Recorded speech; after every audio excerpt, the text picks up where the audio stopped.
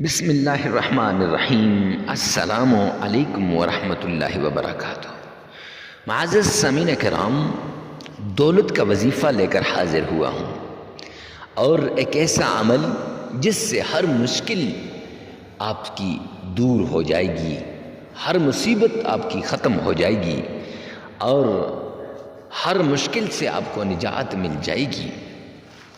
آپ ہر مصیبت سے نجات حاصل کرنا چاہتے ہیں نا، ہر مشکل کو دور کرنا چاہتے ہیں۔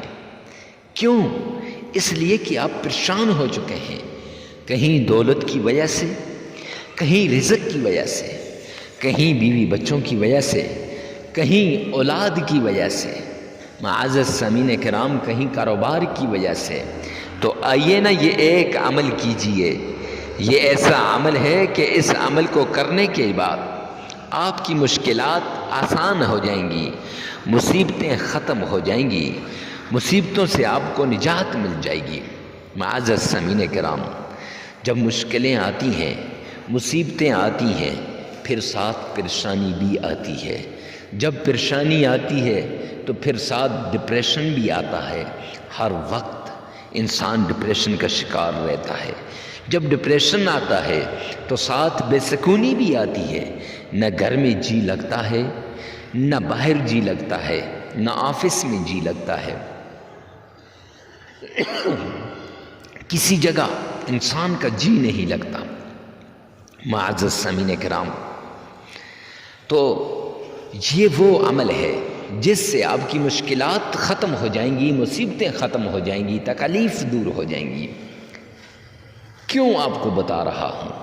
میرے پاس اکثر لوگ آتے ہیں، اپنے دل کی حال کو سناتے ہیں، اپنی روادادیں سناتے ہیں، اپنی آپ بیتیاں سناتے ہیں۔ ایک عورت آ کے مجھے بتانے لگی کہ حضرت، کچھ دن پہلے ہمارے پاس بہت دولت ہوا کرتی تھی، اور میں اپنی گاڑی میں آتی تھی اور غریبوں، مسکینوں، محتاجوں میں تقسیم کر کے چلی جاتی تھی۔ اللہ کا کرنا ایسے ہوا کہ میری اولاد نافرمان ہو گئی، میرا خاوند وہ اللہ کا گناہگار بن گیا، اللہ کا مجرم بن گیا، اللہ کا باغی بن گیا۔ اب سب نے جوا کھیلنا شروع کر دیا۔ جوا کھیلتے کھیلتے جوئے میں میرا سب کچھ ہار گئے۔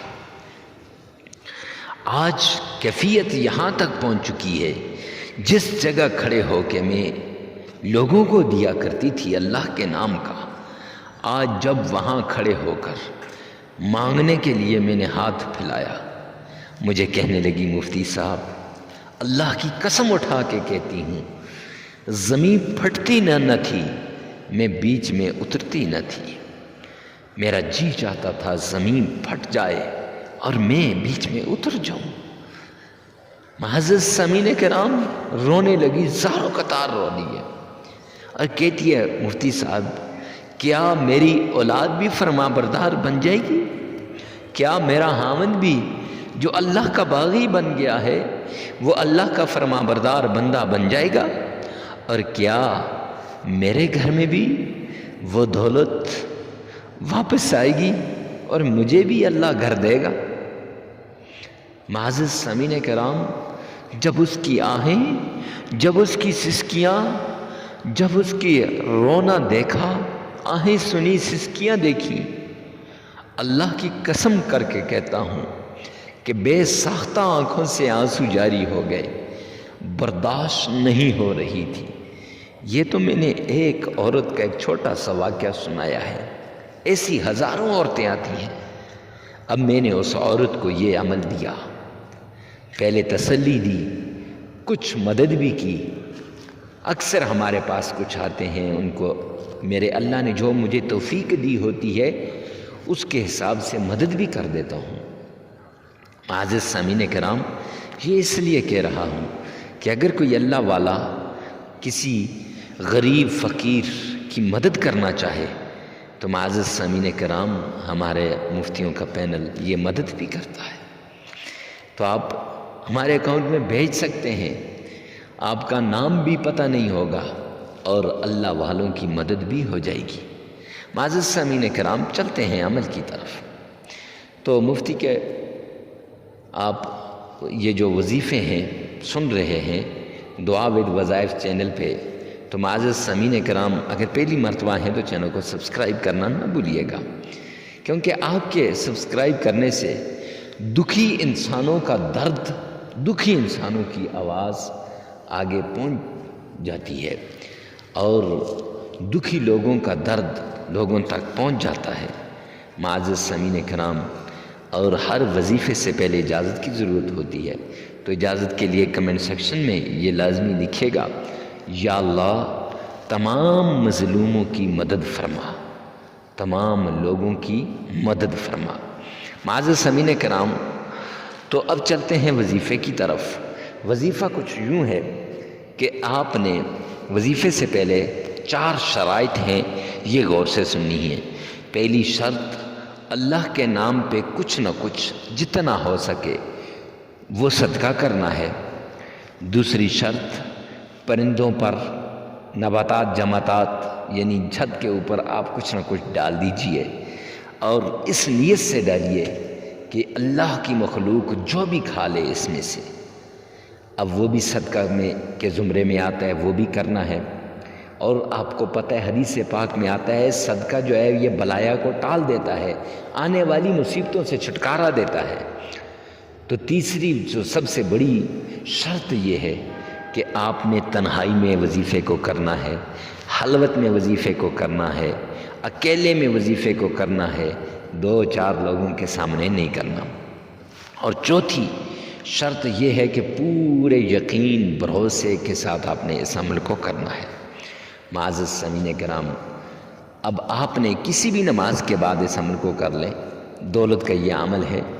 تو جب آپ کسی نماز کے بعد، تو نماز سے انسان کی مصیبتیں دور ہو جاتی ہیں، مشکلات کا حل ہو جاتا ہے، اللہ راضی ہو جاتا ہے۔ جب اللہ راضی ہوتا ہے تو انسان کی مشکلات دور ہو جاتی ہیں۔ تو معزز سامعین کرام، نماز پڑھنے کے بعد آپ نے اسی جگہ مصلی رسول پہ بیٹھ کے، جانماز پہ بیٹھ کے آپ نے 3 مرتبہ تعوذ پڑھنا ہے۔ اعوذ باللہ من الشیطان الرجیم، 3 ہی مرتبہ آپ نے بسم اللہ پڑھنی ہے۔ بسم اللہ الرحمن الرحیم، 3 ہی مرتبہ آپ نے درود پاک پڑھنا ہے۔ اللہم صلی علی محمد وعلی آل محمد۔ معزز سامعین کرام، جب یہ آپ پڑھ لیں گے تو پڑھنے کے بعد آپ نے جب یہ درود پاک پڑھ لیا تو اس کے بعد آپ نے ایک تسبیح کرنی ہے جو اسم اعظم کی تسبیح ہے، یا رزاق یا فتاح، 1313 مرتبہ، اور اس کے ساتھ آپ نے یا حی یا قیوم، اس کی بھی 1313 مرتبہ علادہ کرنی ہے۔ یاد رکھیے گا یہ جو یا فتاح، یہ جو اللہ کا نام ہے یہ اسم اعظم ہے۔ حضرت سلیمان علیہ السلام کے ساتھ ایک وزیر تھے جن کا نام آصف بن برخیہ تھا، ان کے پاس جو اسم اعظم تھا وہ مستجاب الدعوات تھے، ان کے پاس جو اسم اعظم تھا وہ یہی یا فتاح تھا۔ اور بلعم بن بعورہ ایک بہت بڑے بزرگ گزرے ہیں حضرت موسیٰ علیہ السلام کے زمانے میں، اور یہ ایسے بزرگ تھے کہ لوگ ان کے پاس آیا کرتے تھے، دعائیں منگواتے تھے مانگنے کے لیے کہ حضرت اپنے رب سے کہہ دیجئے کہ میرا یہ کام ہو جائے، جس کے لیے حضرت بلعم بن بعورہ ہاتھ اٹھا لیں، ایسے ہو ہی نہیں سکتا کہ اللہ اس کے اس کام کو نہ کرے۔ مستجاب الدعوات کا مطلب یہ ہے کہ اس کی ہر دعا قبول ہوتی تھی۔ تو اس کے پاس جو اسم اعظم تھا وہ بھی یہی یا فتاح کا تھا۔ اور آپ کو یہ بتاؤں کہ جو حضرت سلیمان علیہ السلام کے پاس اسم اعظم تھا وہ یا حی یا قیوم تھا۔ اکثر جمہور علماء اور پیران پیر شیخ عبد القادر جیلانی رحمۃ اللہ علیہ جس کو اسم اعظم قرار دے رہے ہیں وہ یا حی و یا قیوم ہے۔ ہمارے پیر ذوالفقار احمد نقشبندی دامت برکاتہم العالیہ وہ بھی جس کو اسم اعظم قرار دے رہے ہیں وہ یہی یا حی و یا قیوم ہے۔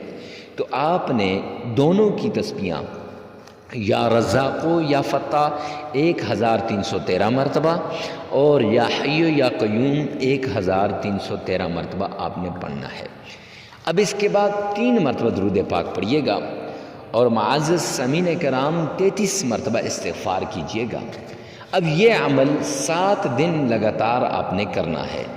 یاد رکھیں مرد عورت کے لیے کر سکتا ہے، عورت مرد کے لیے کر سکتی ہے، لیکن آپ نے ناغہ نہیں کرنا، 7 دن لگاتار یہ عمل کرنا ہے اور ساری زندگی آپ نے ان دونوں اسم اعظم میں سے کوئی ایک چن لینا ہے اور اس کو آپ نے ہمیشہ ہمیشہ کرنا ہے۔ آپ کی نسلیں بھی اس رزق کو ختم نہیں کر سکیں گی۔ معزز سامعین کرام، ویڈیو کو ثواب کی نیت سے صدقہ جاریہ سمجھ کر شیئر کرنا نہ بھولیے گا۔